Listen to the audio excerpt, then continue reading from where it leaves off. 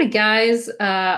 For this lesson, I mostly want to focus on how you can use Maya to start off making a mannequin, which you can import into another, let's say, sculpting software and be able to bring that all back in here. So I kind of have like my own visual time lapse of what I've been doing and how this process can be used for this assignment. So more into this process if you look into the Google Slides of the presentation, but the whole idea is that you can make your entire mannequin out of basic shapes. So all of these are either cylinders or I start off with a cube and add enough geometry to it to make it spherical.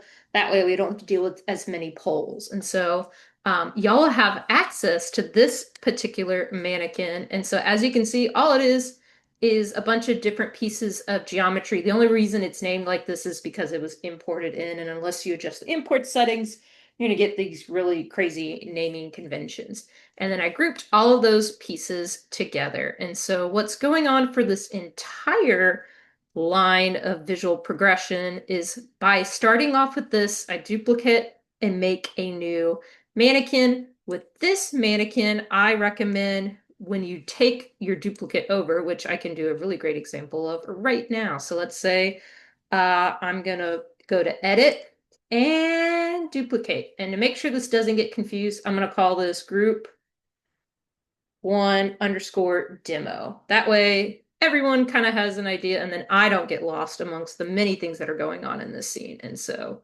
I'm going to actually start off this way. And so when you make, let's say, a duplicate of this mannequin, before you start manipulating the geometry, you need a reference image. And so this is where I recommend bringing in any source images or reference concept art into the scene. And so what we can do here is I make sure we're in front view. So when we bring this reference in, it's going to be exactly what we need to see in front view. And then if we go to orthographic, front view there is a much more. So I made sure I was selected on my object, hit F to focus.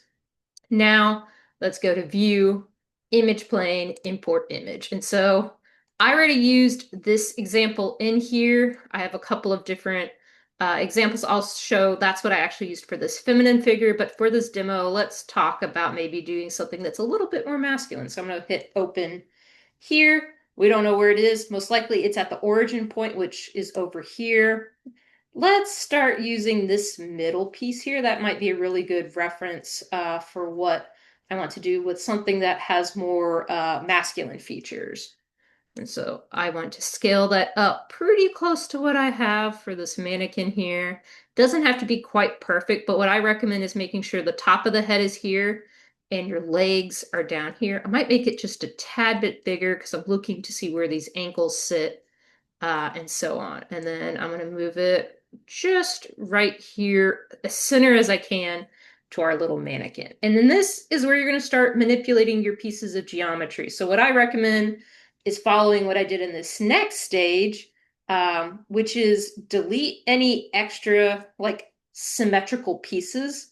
So for this, I'm going to recommend we just delete everything on this side because what we're going to do is we're going to mirror over once everything is resized. And this actually gives me a really good reference to look as I'm manipulating the pieces here. So when you start off the mannequin, I would say like these arms are just a little bit too close. I actually think that shoulder height is pretty correct. And so I'm just going to kind of rotate out a little bit. Actually, looking at it, I don't think we need to have as long of arms. So let's just scoot that in a tad. And then we're going to manipulate this piece, maybe make it a bit smaller, scale, translate up. And then let's move this piece upwards. So this will be that like forearm torso area, bringing that up a tad.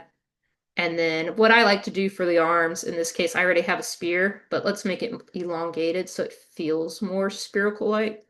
And then we'll place that kind of like right there.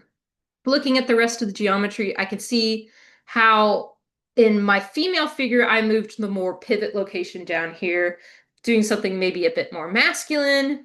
You may want to move the hips just a tad bit higher. So what I'm doing right now is I'm just rotating these arms over. As you can see, they're not rotating where I want them to be, but let's say if I want to rotate the whole arm, if I hold down D, move that pivot point right about here. So when I go back to rotating, It should, in general, if I actually made sure all their pivot points are the same, you could rotate it that way.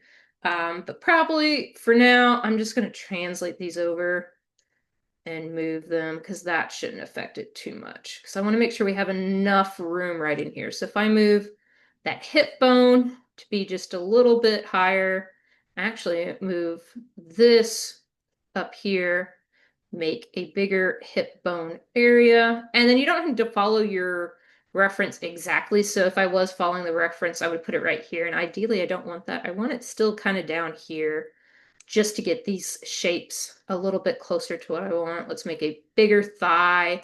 And then we'll go in and if, let's say like this has more of like it's thicker at the top, thinner at the bottom. We'll fix that in a second. But right now what I'm doing is manipulating all these little pieces. So then we have something to work with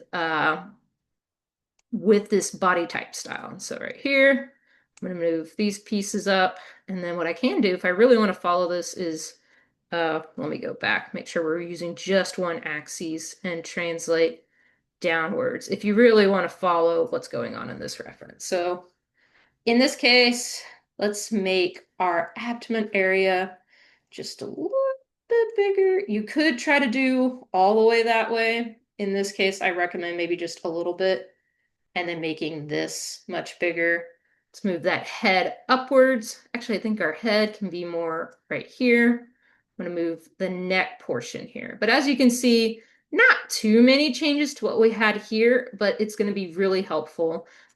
What I recommend with these mannequins is making a cylindrical piece kind of here to create that clavicle area.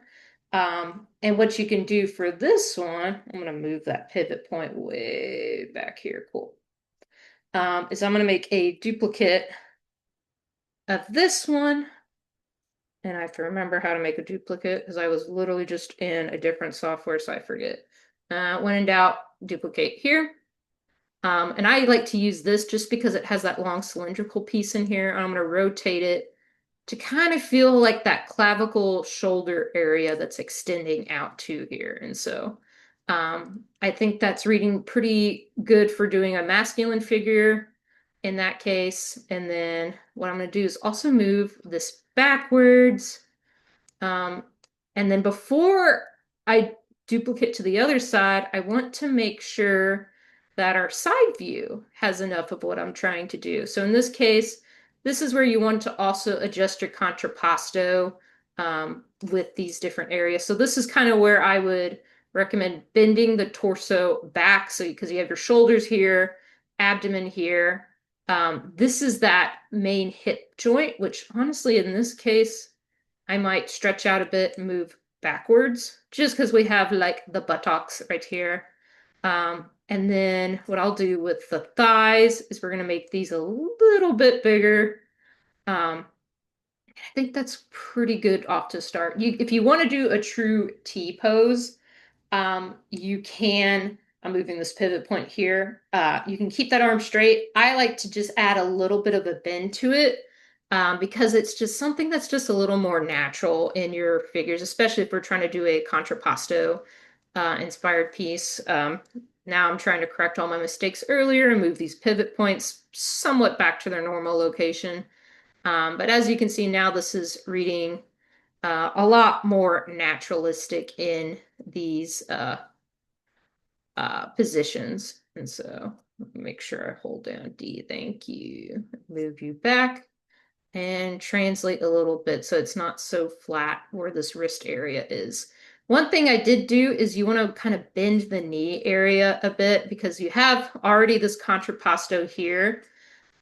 As a default, kind of like I would say keep your knee relatively there, but I would just tilt it forward just slightly. And then I would also rotate this back slightly. And then let's move that foot just a tad where we'll have like that heel in right here. And so now we already have a little bit of contrapposto going on here. Next step would be translating and rotating all these pieces. Right now I'm just going to hide this so this doesn't get distracting. In here, I'm going to make sure we do edit, delete by type, history, modify, Where's our center pivot's good, modify, freeze transformations. Cool, beautiful.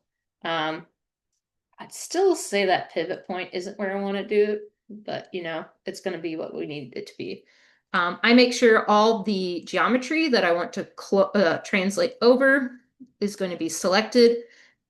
And then when I do that, I'm going to go to, I believe, is it mesh display? Nope, I think it's all the way in mesh. Yes, go to here where it says mirror. And this is where you want to double check a lot of areas. So I don't want to cut geometry or copying over. Um, in this case, this is where you're going to check which axis you want it to flip over. In this case, I believe it's the z-axis, but we're going to try and see if this is what it's going to do. I don't want to combine right now because I'm going to probably go in and make some. Actually, you know what? Before we even do this, let's talk about um, how soft selection. Totally forgot. Let's talk about soft selection. So I'm going to go right here to modeling toolkit. Right now, where I'm not worrying about symmetry, and I'm going to go here to soft selection and select that. So what this is going to allow us to do is if I go into vertex mode, we get a better, actually it'll be better to show here. So if I go into vertex mode, this is almost the rudimentary way of how we're going to sculpt things. And so by adjusting this curve, so I'm going to say right now 2 is going to be that influence. Now you see this is a larger area of influence. And so I like to do this with vertices. The tricky part here is technically if I was going to do something symmetrical, I would turn symmetry on right here. But I always just kind of like round about it in some of these ways if I don't need to be like perfectly exact.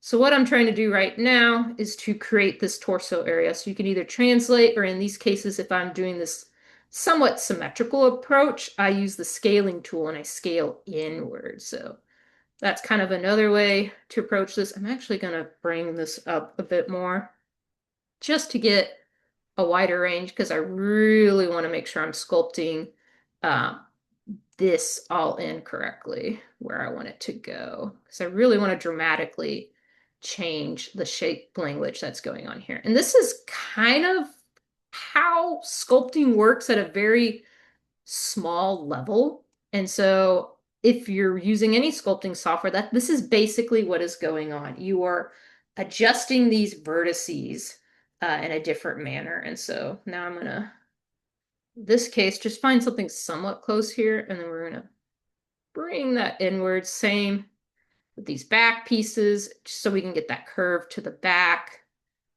Bring that in just a little bit. Okay, beautiful. So we have somewhat of a curve going in there. I'll probably do, like, if I really wanted to be, I would go in and mess with these shapes. Let's talk about the head. Let's see, how do we want to approach the head? In this case, I'm going to go back to 1, hit enter. Here we go. And so with these pieces, what I like to do for the head is to make just this forehead area a little blocky. That helps a whole lot with this area. And then right here, imagine like if our cheekbones are in this area. I'm going to go into focus just so y'all have a bigger picture of what I'm trying to do with these pieces. And then get an edge here and sculpt inward. A lot of times, if you try to imagine this as a skull, is a great way to approach this. And then we're going to bring that inwards even more so, just so that cranium area is a little bit larger. Let's adjust these. So imagine this is like the beginning of the chin area. So we're going to bring some of these pieces outwards. And so this is where just things get a little bit tricky. Actually, I might bring this up to 2, and I'm going to hit undo because I think it's just not moving as much as I would like it to. Yeah, you notice I like double click there and I totally got to stuff I really don't want to mess with. So here's some just roundabout ways. Actually, I probably go back to even more so because I think it's still getting a little polygonal in how it's adjusting the shape language. So I might go back to that 3 in this case. Actually, I must have not changed it to 2 because it really didn't do anything. I'm going to hit back a lot. So I think it didn't quite carry over exactly everything that I wanted. Go back to 2, hit enter. because I wanted to make sure all of that was entered in properly. Make sure we're selecting this piece over here and scaling inwards. So now we have much more control of what's going on in here. So that is definitely getting that cranium-like shape. I'm going to scoot this in more, scoot you outwards more. And this is kind of rudimentary how we can get our shape language a little bit more. And if I really was sculpting, I would go in and probably take this into ZBrush just to get a little bit more finesse with a lot of these features. But for now, this is probably going to have to do. I'm going to bring this in just slightly more. Because like you can kind of see this neck area is like eh. Um, and then, you know, he's a little skinny and alien-like, and I'm not quite proud of him. But, for the purposes of this tutorial, hopefully you understand what I'm trying to achieve in here. Um, there we go. Cool. So that gives us a more roundabout shape. And now that we have all of this taken care of, I'm going to hit F, zoom in. We're going to select all of these pieces that we want to mirror over. Do, do, do, do. And then we go back to mesh, mirror, click this, double check. I want to do Z. I was having better using world. And then I say hit apply because then in case you need to go back, this window is still open. As I can see, that did not mirror what I want it to do. And I'm pretty close now. We just need to change the axis. So if we try Y, hit apply. I don't know where it is. It's probably way over there. So I'm going to hit Control Z again. Let's do X. Totally not what we wanted. Oh, I think it's because it hit cut geometry, which we don't want. I'm pretty sure we need to flip over the Z axis, unless it's the X. No, here, apply. That is not where I need it to be. Was it world? I did copy combined with original. I don't want to deal with that. It could be also the mirror direction. Yeah, let's see. Because I know that's not the axes that I want. So let's try apply. Nope. Hit Y. Nope. It could also,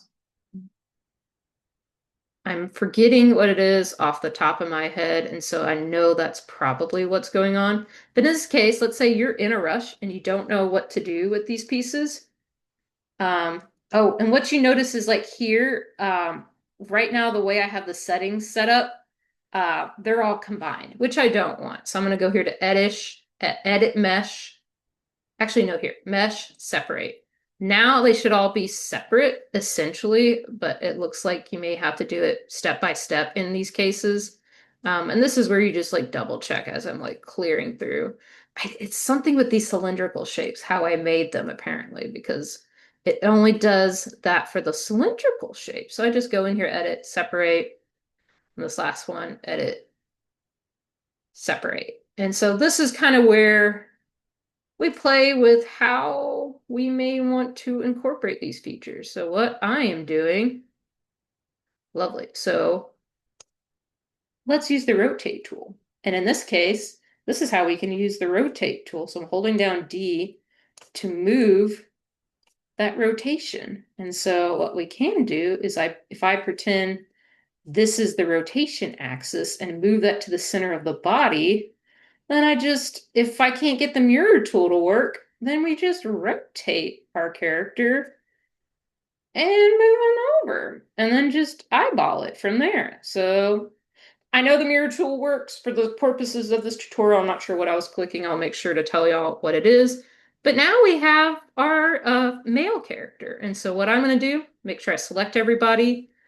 Probably what's going to be best is to edit group. Again, beautiful. And then do all of our lovely center pivot, modify, freeze transforms, edit, delete pie type, history. Cool. So now that's how you basically will make your own mannequin. And that's how I got to be here. And then you can go in and rotate all your pieces. And that's what I did here. I individually rotated the pieces to create this contrapposto figure. With that, these are all separated.